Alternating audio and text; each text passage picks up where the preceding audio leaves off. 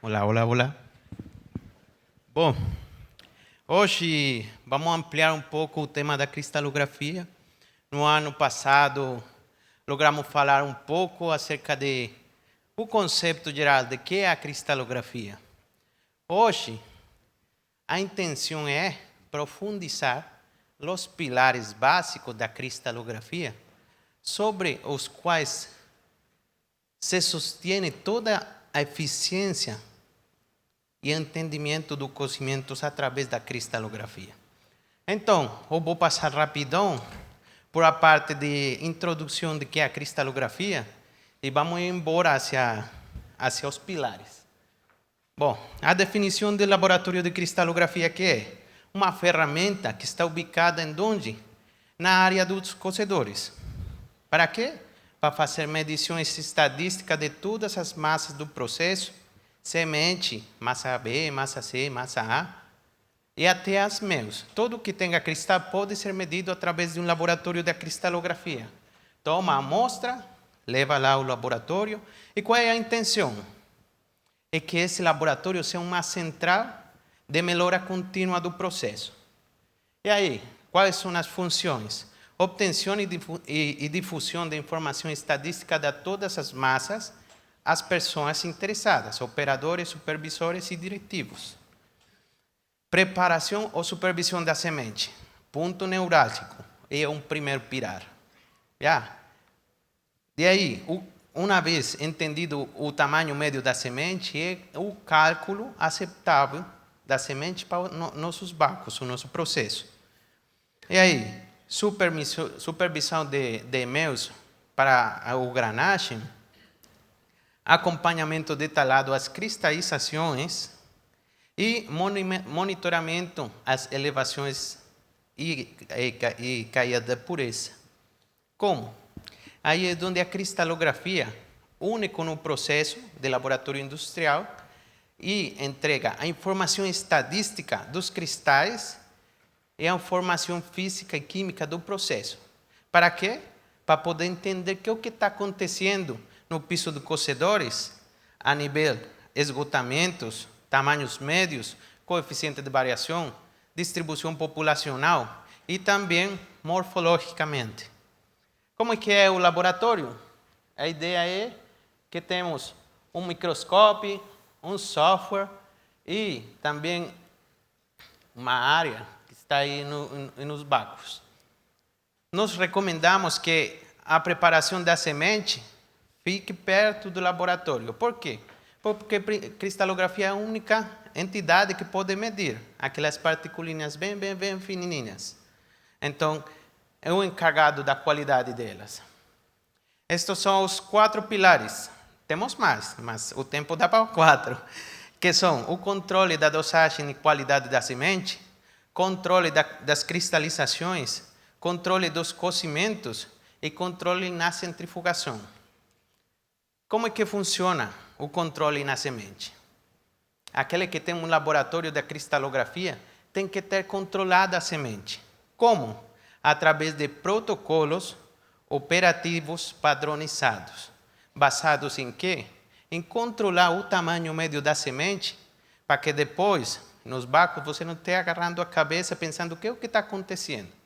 Porque se hoje a semente ou a semente tem um valor, e amanhã tem um valor muito maior e depois muito melhor, a cristalização não vai ser feita corretamente, porque está ponendo de mais cristal ou de menos. Mas para padronizar isso, o que temos que ter em conta? Primeiro, a limpeza dos moinhos, como que está o tempo de batida, a qualidade do açúcar que pelerá o açúcar que está motendo o moinho, e depois AM e distribuição granulométrica da semente. Quanto potente, quanto cristal óptimo, e aí você começa a olhar como é que as partículas têm que estar ubicadas em certo ponto. Para quê? Já vamos ver mais adelante. Como que estamos armazenando a semente? Está deixando decantada? Faz um bom trabalho em seu molino e depois deixa decantar 1 dia, 2 dias, 3 dias. Essas partículas já ficaram pegadas. E depois vamos ver o efeito. E a variância do tamanho médio da semente. Tudo isso tem que estar consignado em um documento que vai padronizar o estado da semente. E aí? Aqui no lado de lá, aqui, por aqui, tá? Aí está. Temos uma semente que tem 33 horas de sedimentação. E isso, todos os dias passa desapercebido. Está ingressando nos tachos e a gente pergunta, por que está conglomerado? Se estou sembrando na zona metastável. Mas, se você está gerando isso e está entrando em subacos, a resposta está aí. Mas tem que ter cuidado da produção da semente e como armazena ela depois. Assim deveria haver-se uma boa semente. Não diminuição na conglomeração, cristais soltos, certo? E aí? O que eu falava da importância de estabilidade em a produção da semente. Então, uma usina que tem já a cristalografia, mas não temos protocolos padronizados de produção da semente. Então, um dia está grande, outro dia está bem pequena. Então, como afeta isso os barcos? Como afeta esse processo de cristalização? Hoje está injetando mais núcleos ou menos, porque são partículas que vão na semente. Então, um dia sobredosifico e outro subdosifico. Então, o cristal não começa a crescer, ou começa a reproduzir, ou a empoeirar as massas, e não sabe que você mesmo que está causando essa mesma situação. Por quê? Porque não está padronizada a semente. E um dia está bem, outro dia não. É assim como deveria estar o processo padronizado da semente. Esse antes, esse depois. Mas tem que ficar com cuidado.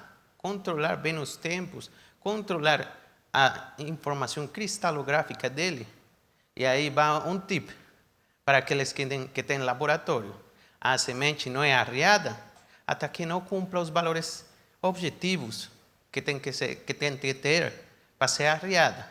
Pode passar 36, 42 horas, mas se não cumpre, não descarga.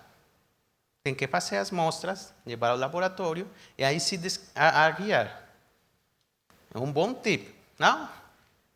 E aí?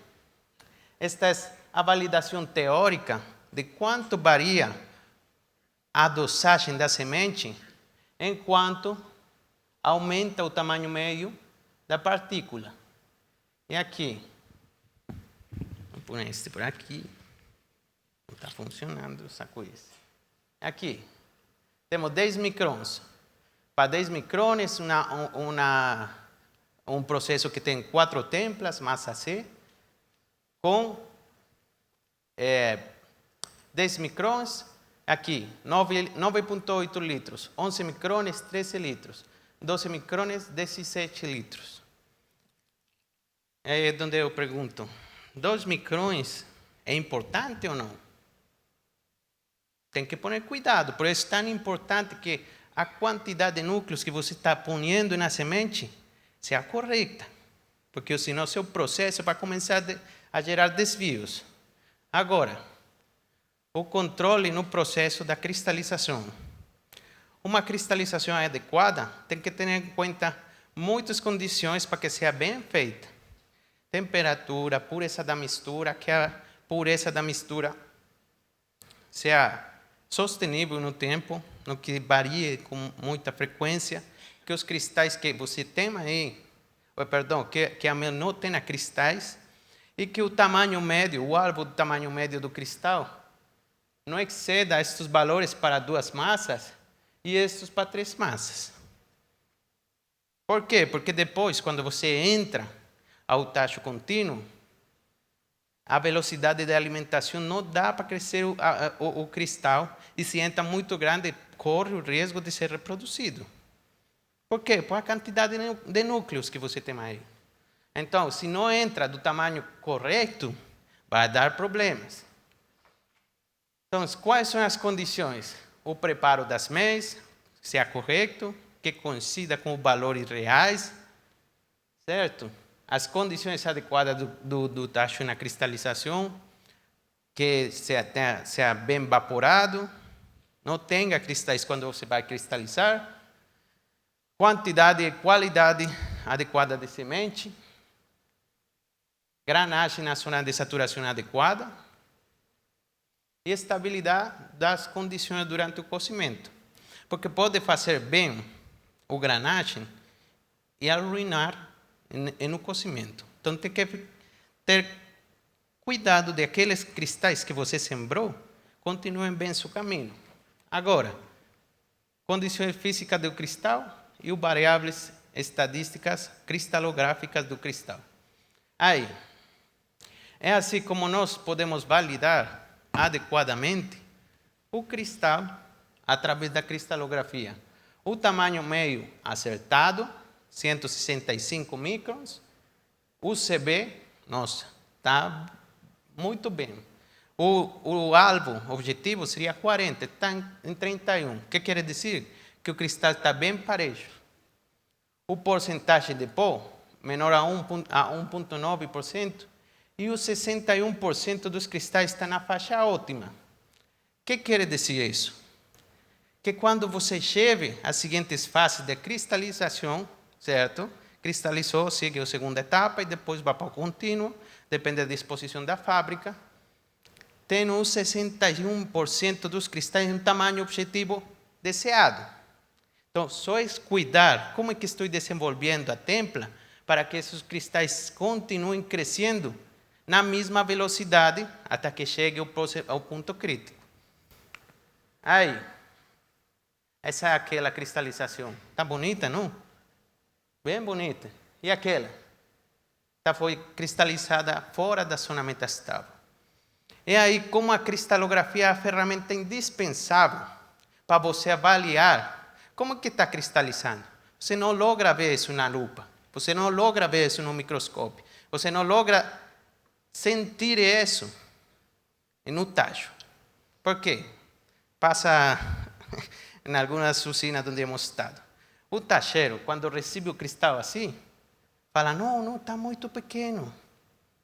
Eu levo ao laboratório, vem para cá. Levo, mostro. Não está pequeno, está bem feito.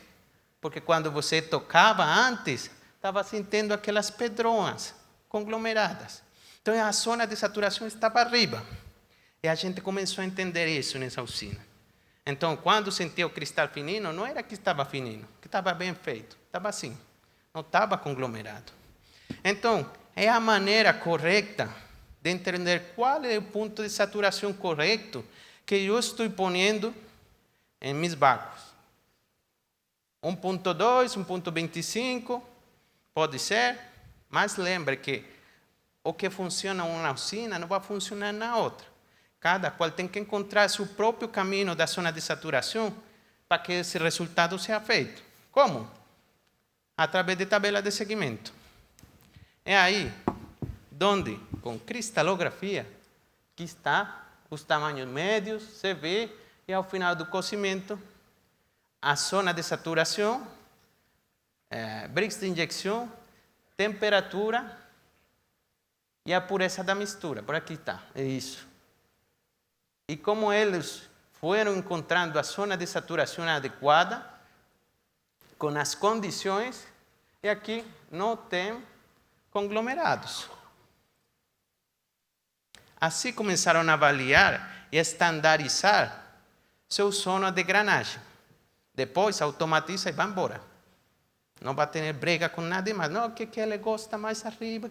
Não, já tem um ponto. Mas precisa da ferramenta que permita ver como é que está sendo as coisas na usina. Tá? Agora, controle cristalográfico no cozimento. É importante, por assumir um pouquinho, os alvos, objetivos para os cozimentos. Por quê? Porque a ideia dos cozimentos e desenvolvimento do cristal é sencillo.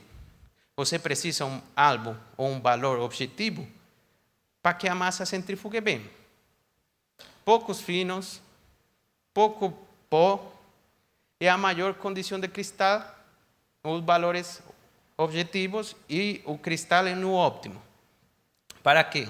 Para que a eficiência de centrifugado esteja correta.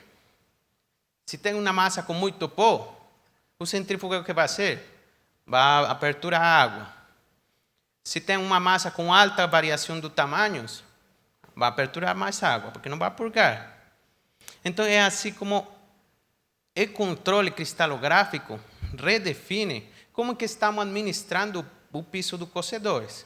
Todos têm que estar focados em obter esse tamanho. Para quê? Para que o cristal centrifugue bem.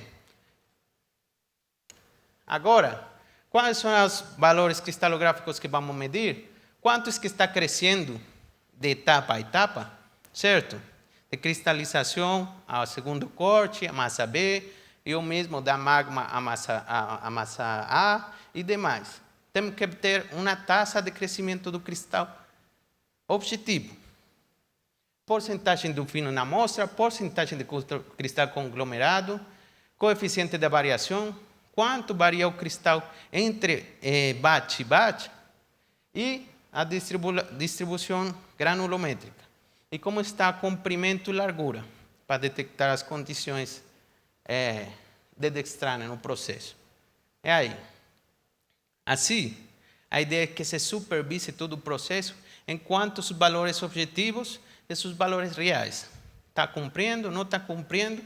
E agora vamos ver como é que esses valores objetivos estão afetando a eficiência do piso dos cocedores.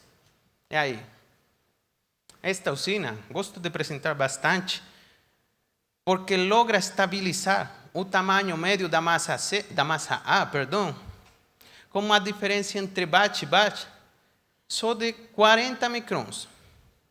Nossa, a gente estava trabalhando perfeito. Todos estavam focados em quê? Uma massa A, enquanto perto de 550. E aí está. É possível? Claro que é possível. Só precisa que sua própria gente esteja focada em chegar a um ponto. E como chegar? Sim.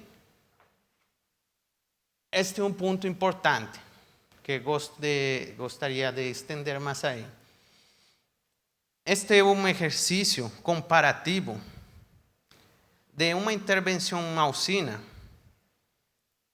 em onde a linha vermelha, o tamanho médio, o lado de lá, e aqui temos o CB.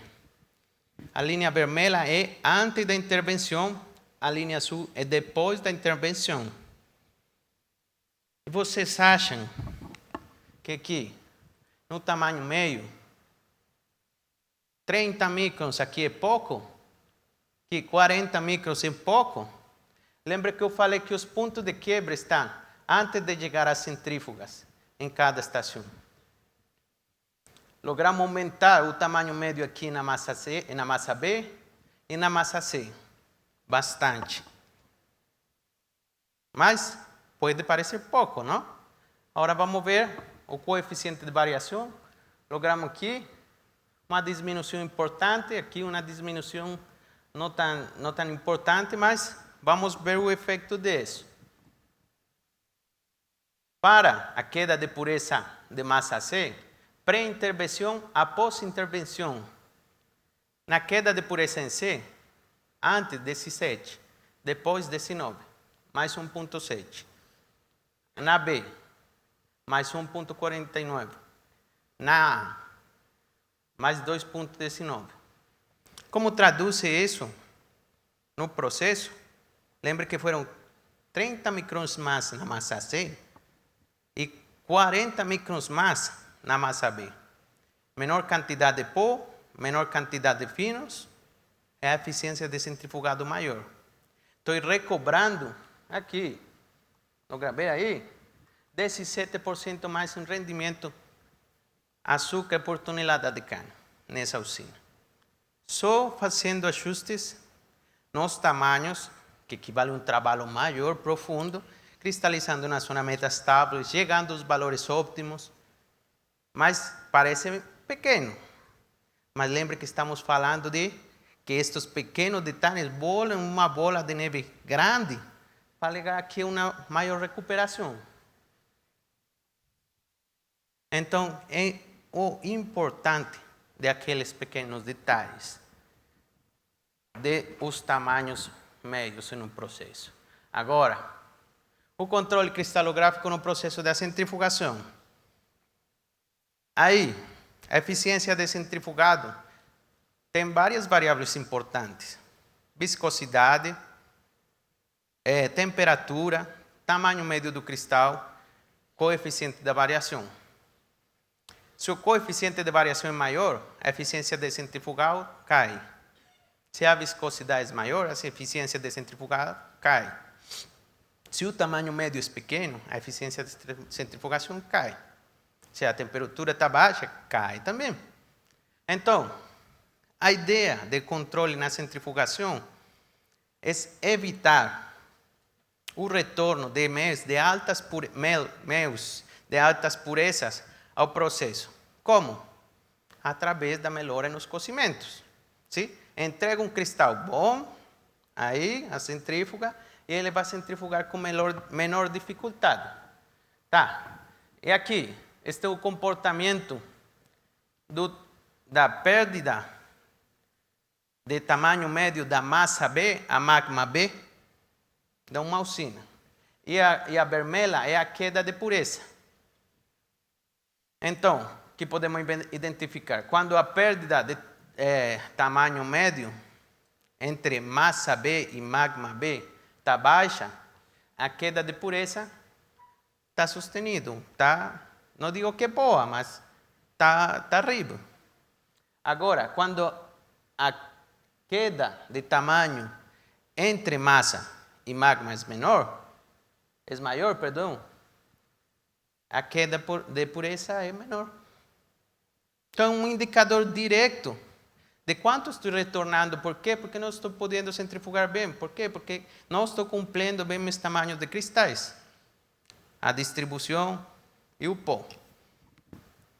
E aqui, quais são as razões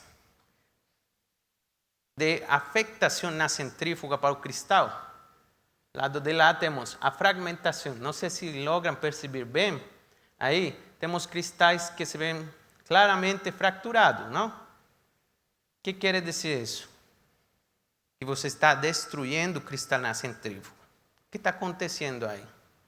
RPM, o cristal está chocando demais na parede, não está bem lubricada, a linha de cor está baixa.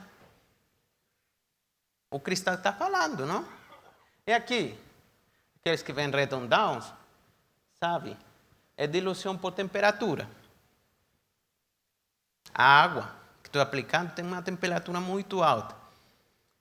A velocidade de diluição do cristal, conforme a cristalização, é muito diferente.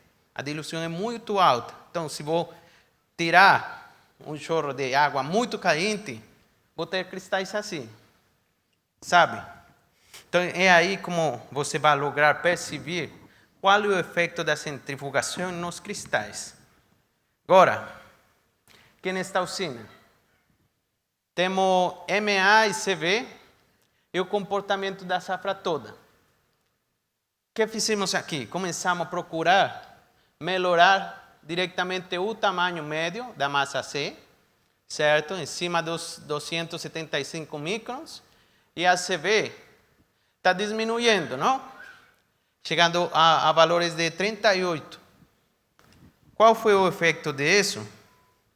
Aqui, esta pureza da mão final, tamanho médio do cristal, o tamanho médio sube, e a pureza da mão final retorna a valores inferiores. E aqui, esta elevação nas centrífugas. A referência industrial teórica para a massa C, uma elevação de 3 pontos, feitas com filtros Notch. Tem que ter ordem quando você faz Notch. Saída ou entrada à centrífuga, faz Notch, coleta, entrega pureza e depois vai a mesma mão que está tendo e observa qual é a pureza. E aí faz a diferença e tem a elevação. Agora, na elevação, depois da intervenção, mantuvo em valores bem inferiores. Aí tem uma linha da safra anterior estava por los pontos 3.4.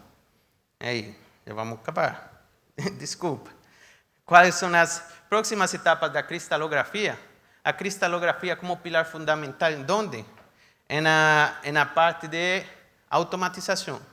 Como é que vamos automatizar o processo, tendo em conta os tamanhos médios dos cristais em cada etapa do processo? Da cristalização para adelante. E controles preditivos por meio da cristalografia. Como é que o cristal tem que crescer e o que tenho que fazer para que ele chegue aí? Como controlar corretamente? Tá? Então, os questionamentos finais. Quanto estamos ignorando o processo de açúcar?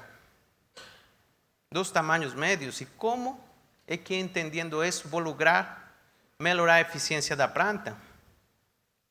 É importante ter um controle cristalográfico dos tamanhos e a distribuição de meus cristais, entendendo morfologia e entendendo o fenômeno que acontece em cada etapa, a qualidade do açúcar é rentável, e a outra. Estamos transformando a consciência de como administrar o piso de cozedores. É importante. Por quê? Porque a geração de operadores antigos está saindo.